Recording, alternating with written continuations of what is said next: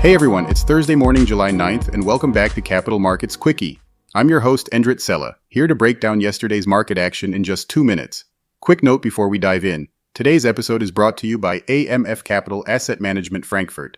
Learn more about our funds and strategies at amf-capital.de.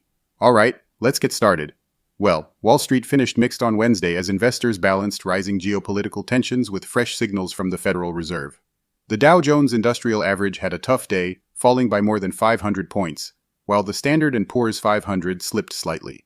Meanwhile, the Nasdaq Composite managed to finish modestly higher as technology stocks recovered during the afternoon. A big part of yesterday's story was the renewed tension between the United States and Iran. Oil prices jumped after President Trump said the understanding between the two countries was effectively over. At the same time, concerns about global oil supplies increased after the United States tightened restrictions on Iranian oil exports. As a result, crude prices climbed by roughly 5%, with West Texas Intermediate moving above $73 per barrel and Brent crude trading close to $78. Investors were also looking closely at the Federal Reserve's June meeting minutes. They showed that policymakers were divided, with some officials supporting another rate hike, although the committee ultimately decided to leave interest rates unchanged.